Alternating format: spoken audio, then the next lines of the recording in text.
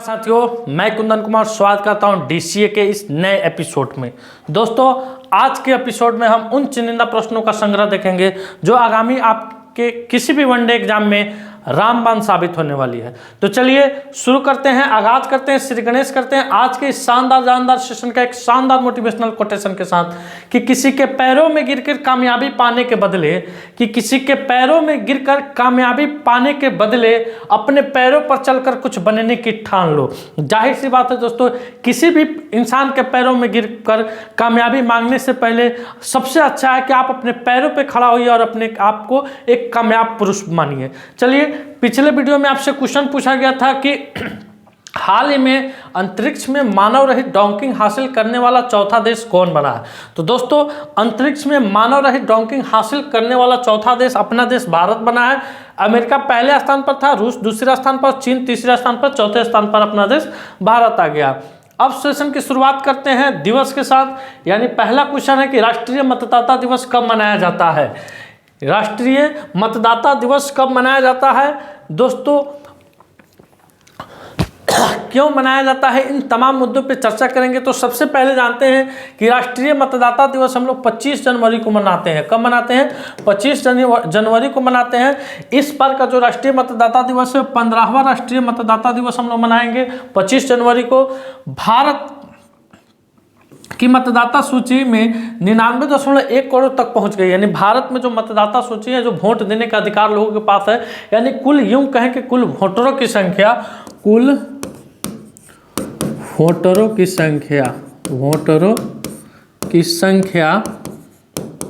की अगर बात की जाए तो 99.1 करोड़ 99.1 करोड़ तक पहुंच गई, जो 100 करोड़ के यानी लगभग 100 करोड़ के करीब है। इस वर्ष की विषय वस्तु यानी थीम है वोटिंग जैसा कुछ नहीं, वोट जरूर डालेंगे हम।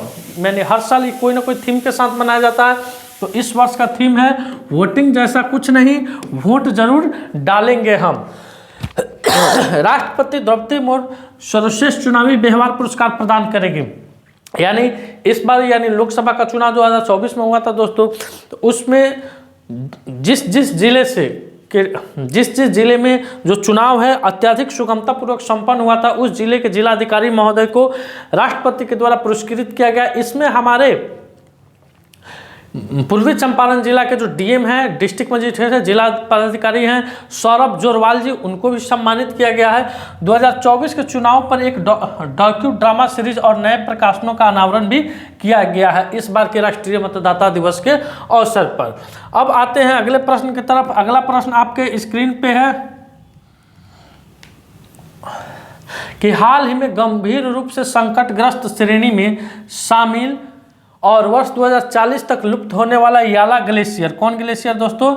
याला ग्लेशियर कहाँ स्थित है? तो ये आपके जो तस्वीर में दिख रहा है दोस्तों, याला ग्लेशियर में भी वैनिश इन 2040।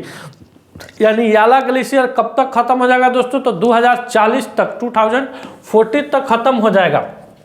यह किस देश में है दोस्तों? तो यह नेपाल में है। कहाँ है दोस्तों? नेपाल में है। कौन ग्लेशियर? याला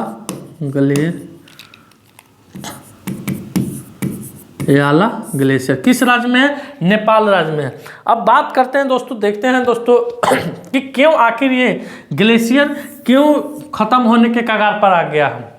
तो जो पर्यावरण है दोस्तों, पर्यावरण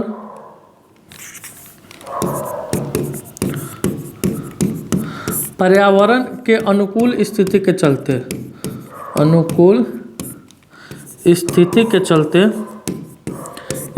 चलते ये जो ग्लेशियर है, याला ग्लेशियर है दोस्तों, ये गंभीर रूप से संकटग्रस्त श्रेणी में क्या हो गया है? शामिल हो गया है। अब आते हैं अगले प्रश्न की तरफ। अगला प्रश्न आपके स्क्रीन पे कि हाल ही में केंद्र सरकार ने जीवाणुओं से शून्य अपशिष्ट बायोप्लास्टिक विकसित करने के लिए किस आईआईटी के साथ सहयोग किया है।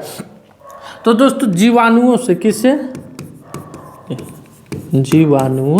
से बात करते हैं। जो हम फल खाते हैं दोस्तों, या कोई सब्जी खाते हैं जिसका छिलका हम फेंक देते हैं, उससे भारत सरकार क्या बनाने जा रही है, थैला सा बनाने जा रही है। यानी जो अपशिष्ट पदार्थ है उससे क्या बनाएगी, थैला बनाएगी। इसके लिए भारत सरकार, कौन, भारत सरकार आईआईटी मद्रास के साथ, किसके साथ, आईआईटी मद्रास के साथ एक सहयोग समझौता स्थापित किया है। यानी फल फूल या अन्य पदार्थ से थैला बनाना। इसमें दोस्तों इसका काम होगा। तो भारत सरकार किसके साथ सहयोग किया है, तो आईआईटी मद्रास के साथ।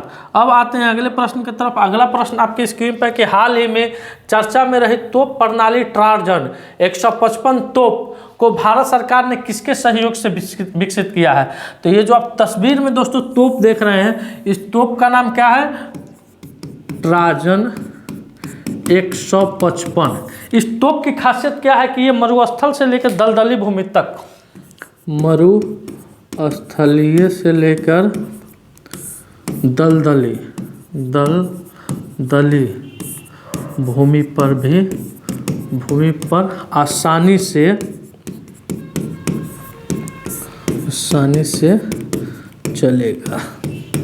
चलेगा ये तोप दोस्तों। तो इसको भारत सरकार अभी हाल फिलहाल में ये काफ़ी चर्चा में है। तो भारत सरकार इसे फ्रांस के साथ मिलकर, किस देश के साथ मिलकर, फ्रांस के साथ मिलकर इस तोप को क्या किया है, विकसित किया है।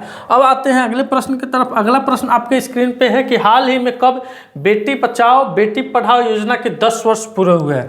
तो दोस्तों बेटी बचाओ बेटी पढ़ाओ ये 2015 में शुरू हुआ था। कब शुरू हुआ था, 2015 में हरियाणा से जो लैंगिक अनुपात है, लिंगानुपात है दोस्तों, उसको मेंटेन करने के लिए और बेटी को समाज में आगे करने के लिए, चूँकि हरियाणा का जो लिंगानुपात है, वो कम था। क्या था, कम था दोस्तों। तो इसको मेंटेन करने के लिए भारत सरकार ने 2015 में हरियाणा में बेटी बचाओ और बेटी पढ़ाओ योजना की शुरुआत की थी। तो कब शुरुआत की थी, तो 22 जनवरी 2015 ईस्वी को। अब कि इसको पूरे कितने साल हो गए हैं, 10 वर्ष पूरे हो गए हैं दोस्तों। आप देखते होइएगा अक्सर ट्रकों के पीछे क्या लिखा रहता है, बेटी बचाओ बेटी पढ़ाओ। अब आते हैं अगले प्रश्न की तरफ। अगला प्रश्न आपके स्क्रीन पे आ रहा है कि हाल ही में केंद्र सरकार ने बिजनेस डॉक्यूमेंट मैनेजमेंट के लिए कौन सा लॉकर लॉन्च किया है। तो दोस्तों हम सभी के मोबाइल में डिजी लॉकर रहता है, आपको दिखा रहा हूं मैं, क्या रहता है, डिजी लॉकर। यहाँ ये आपको दिख रहा होगा डिजी लॉकर, ये डिजी लॉकर है। इसमें हम क्या करते हैं कि अपना पहचान पत्र, आधार, पैन कार्ड, आवासीय या जितने भी डॉक्यूमेंट्स हैं पढ़ाई से रिलेटेड, 10th का, इंटर का, ग्रेजुएशन का, बीटेक का, उस सारे डॉक्यूमेंट्सों को हम लोग इसमें संयुक्त हैं, किसमें, डिजी लॉकर में। अभी डिजी लॉकर सपोर्ट नहीं ले रहा है हमें, इसमें रखते हैं। उसी प्रकार केंद्र सरकार ने बिजनेस डॉक्यूमेंट मैनेजमेंट के लिए, किसके मैनेजमेंट के लिए दोस्तों, बिजनेस डॉक्यूमेंट्स मैनेजमेंट के लिए कौन सा लॉकर लॉन्च किया है, तो एटीटी लॉकर। कौन लॉन्च किया है, एटीटी लॉकर। एटीटी लॉकर यानी ऑप्शन नंबर 1 इसका करेक्ट उत्तर हो जाएगा। अब आते हैं अगले प्रश्न की तरफ। अगला प्रश्न है कि हाल ही में किस राज्य के मुख्यमंत्री ने कवचम आपदा चेतावनी प्रणाली लॉन्च की है। हाल ही में किस राज्य के मुख्यमंत्री ने कवचम आपदा चेतावनी प्रणाली लॉन्च की है, केरल, तमिलनाडु, उड़ीसा के पश्चिम बंगाल। तो दोस्तों केरल के मुख्यमंत्री पिनरई विजयम के द्वारा केरल राज्य में आपदा चेतावनी के लिए कवचम, क्या दोस्तों, कवचम आपदा चेतावनी प्रणाली को लॉन्च किया गया है। यानी ऑप्शन नंबर 1 हो जाएगा इसका केरल। अब केरल राज्य है तो केरल से संबंधित कुछ फैक्ट देख लेते हैं, आपका रिवीजन भी होते चलेगा। 29वां अंतर्राष्ट्रीय केरल फिल्म महोत्सव तिरुवनंतपुरम में हुआ है दोस्तों। केरल सरकार ने नए किसान सेवा केंद्र आश्रय शुरू किए हैं। नेहरू ट्रॉफी बोट रेस का 70वां संस्करण अलुपुझा में आयोजित किया गया है। केरल ने 2024 राज्य खाद्य सुरक्षा सूचकांक में पहला स्थान हासिल किया है। तो बात करते हैं केरल के निगोशिएबल इंस्ट्रूमेंट्स रूममेट्स एक्ट के मामलों में को निपटाने के लिए देश का पहला डिजिटल कोर्ट शुरू किया है। इसमें डबल टाइपिंग हो गया है यहाँ पे। पेरियार टाइगर रिजर्व में पहली बार बिजली उत्पादन के लिए पवन टरबाइन स्थापित किया गया है। IS के वासुकी को केरल के बाहरी सहयोग संबंधित मामलों के प्रभारी सचिव के रूप में नियुक्त किया गया है। तो ये केरल राज्य से संबंधित कुछ फैक्ट है, कुछ जानकारियाँ है दोस्तों। अब आते हैं अगले प्रश्न की तरफ, यानी अगला प्रश्न आपके स्क्रीन पे आ रहा है कि मिसाइल के लिए स्क्रैमजेट इंजन का सफलतापूर्वक परीक्षण किसने किया है। तो दोस्तों DRDO ने 120 सेकंड का active cooled scramjet combustor ground test पूरा किया है। इसकी खासियत क्या है कि हाइपरसोनिक मिसाइलें मैक 5 से भी तेज गति से यात्रा करती है, जो आधुनिक वायु रक्षा प्रणाली से भी बेहतर है। DRDO अगली पीढ़ी को हाइपरसोनिक मिसाइलों के लिए स्क्रैमजेट तकनीक को आगे बढ़ा रहा है। इसमें दोस्तों भारत है, अमेरिका है, रूस है और चीन सक्रिय रूप से हाइपरसोनिक हथियार विकसित कर रहे हैं। यह सफलता उन्नत हथियार विकास का एक प्रमुख मील का पत्थर साबित होने वाला है। यानी जो आप हाइपरसोनिक मिसाइल मैक 5 है दोस्तों, उससे भी अधिक इसकी क्या होने वाली है, रफ्तार होने वाली है। तो इसका परीक्षण किसके द्वारा किया गया है, तो DRDO के द्वारा किया गया है। अब आते हैं अगले प्रश्न की तरफ। अगला प्रश्न आपके स्क्रीन पे आ रहा है कि FICCI federation of India chambers of commerce and industries ने किसे अपना ब्रांड एम्बेसडर नियुक्त किया है। तो आयुष्मान खुराना को। किसे दोस्तों, आयुष्मान खुराना को नियुक्त किया है। बात करते हैं federation of India chambers of commerce and industries, FICCI का फुल फॉर्म है भारतीय वाणिज्य एवं उद्योग महासंघ। यह एक गैर सरकारी व्यापारी संघ है दोस्तों। इसका मकसद है भारत में आर्थिक विकास को बढ़ावा देना। यह संगठन व्यवसाय के विकास और वैश्विक प्रतिस्पर्धात्मक को बढ़ावा देने का क्या करती है, काम करती है। फिक्की की स्थापना साल 1927 ईस्वी में घनश्याम दास बिरला, किसके द्वारा, घनश्याम दास बिरला और पुरुषोत्तम दास ठाकुर दास ने की थी। इसका मुख्यालय कहाँ है, नई दिल्ली में है। तो हाल फिलहाल में फिक्की ने अपना ब्रांड एम्बेसडर किसे नियुक्त किया है, तो आयुष्मान खुराना को नियुक्त किया है। अब आते हैं अगले प्रश्न की तरफ। अगला प्रश्न आपकी स्क्रीन पे है कि 2050 तक वैश्विक उपभोग में भारत की हिस्सेदारी कितनी % रहेगी। तो दोस्तों भारत की वैश्विक उपभोग हिस्सेदारी 2023 में कितनी थी, तो 9% थी। कितनी थी, 9% से बढ़कर 2050 तक 16% हो जाएगी। जो उत्तरी अमेरिका के 17% के बाद दूसरे स्थान पर है। क्रय शक्ति क्षमता समायोजन से पता चलता है कि भारत की वृद्धि एक युवा बढ़ती आबादी और बढ़ती आय से प्रेरित है। तो इस क्वेश्चन का उत्तर हो जाएगा ऑप्शन नंबर 1, 16% हो जाएगा। तो अब आते हैं अगले प्रश्न की तरफ। अगला प्रश्न आपकी स्क्रीन पे है, ऑस्कर 2025 की सर्वश्रेष्ठ लघु फिल्म श्रेणी के लिए कौन सी फिल्म नामांकित हुई है। तो अनुजा दोस्तों, कौन सी फिल्म, अनुजा नामांकित हुई है। ये दोस्तों एक लघु फिल्म है दोस्तों। इसके पहले दोस्तों लापता लेडीज 2024 में नामांकित हुई थी। 2024 में लापता लेडीज और अनुजा 2025 में हुई है दोस्तों। इसके अलावा अन्य कौन कौन सी फिल्में हैं दोस्तों, द लास्ट रेंजर है, I am not a robot और the man who could not remain silent है। इन फिल्मों का क्या किया गया है, इन फिल्मों को भी नामांकित किया गया। यह फिल्म दोस्तों दो बहनों की कहानी जो अपने रिश्ते की जिंदगी बदलने वाली परीक्षा का सामना करती है दोस्तों। अब आते हैं अगले सवाल की तरफ। खेलो इंडिया विंटर गेम्स 2025 कहाँ शुरू हुआ। तो दोस्तों इस बार का खेलो इंडिया विंटर्स गेम 2025 का आयोजन लद्दाख में किया जा रहा है। कहाँ किया जा रहा है दोस्तों, लद्दाख में किया जा रहा है। लद्दाख तो विश्व का पहला हाई एल्टीट्यूड वाला para sports centre Leh Ladakh में स्थापित किया जाएगा।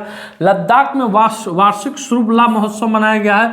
मोदी सरकार ने लद्दाख में 5 नए जिले बनाने की घोषणा की है। गृह मंत्री अमित शाह के मुताबिक लद्दाख के 5 जिले जास्कर, द्रास, साम, नुब्रा और चांगथांग बनाए जाएंगे। अब आते हैं अगले प्रश्न की तरफ। अगला प्रश्न आपके स्क्रीन पे कि हाल ही में ग्लोबल फायर पावर इंडेक्स 2025 में भारत कौन से स्थान पर रहा है। तो दोस्तों ग्लोबल फायर इंडेक्स में भारत चौथे स्थान पर रहा है। चौथे स्थान पर, तो पहला स्थान, दूसरा स्थान और तीसरा स्थान किसका है। तो दोस्तों पहला स्थान अमेरिका, दूसरा स्थान आपका रूस है, तीसरा स्थान चीन है और चौथा स्थान अपने देश इंडिया का है, यानी भारत का है। अब आते हैं अगले प्रश्न की तरफ। अगला प्रश्न आपके स्क्रीन पे है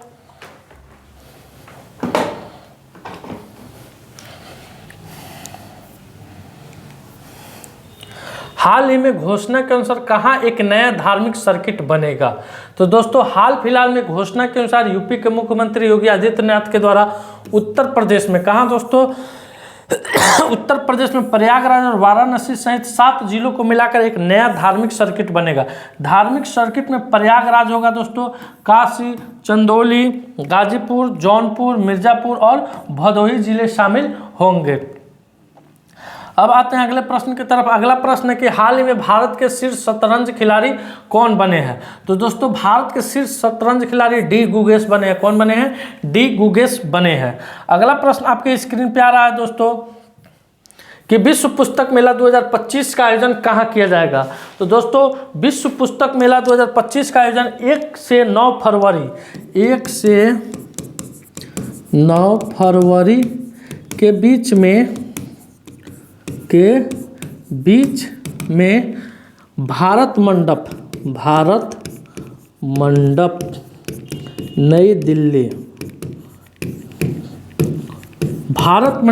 नई दिल्ली में इसका आयोजन किया जाएगा। तो इसका उत्तर हो जाएगा न्यू दिल्ली, आंसर करेक्ट।